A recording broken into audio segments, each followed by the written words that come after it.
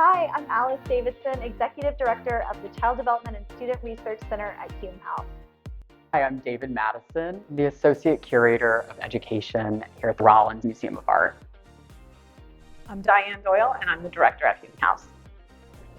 Welcome to Symbolic Languages, Children's Understanding of the Collection. We co-curated this exhibition with 30 preschool children at Hume House. We looked at 4 pieces of artwork, and all of them had to do with something about faces or social and emotional attraction to the children. We invited children ages 2 to 5 to sit down in front of the 4 pieces of artwork. Diane asked them, which one is your favorite and why? Based on their preferences and the explanations they gave, we developed this exciting exhibition. The 3 areas are the power of color, fantastical narratives, and exploring self. We've included question prompts to elicit multi-generational family conversations around works of art. So this beautiful portrait by Chuck Close entitled Lucas was the most preferred work of art that we presented to the children. 80% selected this as their favorite because of the vibrant colors. So children said things like, because it looks like a rainbow firework, or because it has all my favorite colors in it. And so this really inspired us to bring the power of color into our curriculum at the CDC. So one of the ways we did that was by exploring how the painting was actually created. The artist displayed a grid, which we put on the wall through a projector. We invited the children to add color to each square. Those paintings are also included in this exhibit.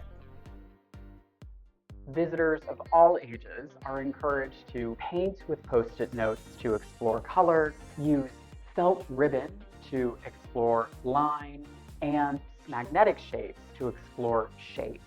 These basic formal elements are important for building our understanding, our vocabulary, and how we talk about works of art. The works that you see behind us inspired some fantastical narratives from our preschoolers. One young boy, Graham, looked at this piece and started telling us a story about the hills of California, possibly inspired by the sick impasto here on the canvas. We had a wonderful time developing these stories. The children looked at each of the paintings, and each class came up with their own fantastical narrative. Interestingly, the children focused on how each painting seemed lonely, or how the subject is always by themselves.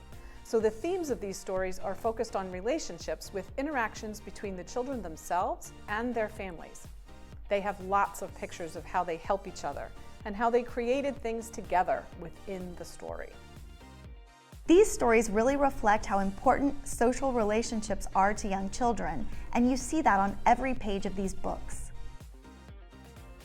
This is the Exploring Self section of our exhibition, and this beautiful sculpture here, Naima by Elizabeth Catlett, was one of the artworks included in our initial selection of works presented to the children. Many of our preschoolers were drawn to this sculpture. One of our 5-year-olds said, "I like this one because it's brown like me." And this really inspired the exploring dimensions of the self theme of the exhibition.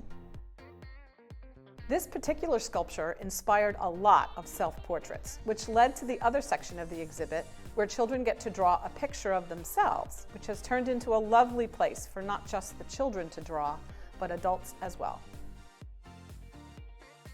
So we have a portrait exercise where you can use magnetic parts of various portraits, drawing them together to create new faces, and a self-portrait drawing exercise. Visitors from 7 years old, 30, someone who is 82. So there's something appealing about interacting in the galleries. Since we are an academic museum, we've published an exhibition booklet that includes essays that contextualize this exhibition within the broader history of museums and child-related programming. But this is a show that isn't just about passive looking at objects in a museum. It's about engaging and also trusting your response. That when we look at works of art, that we know intuitively that there's something meaningful there.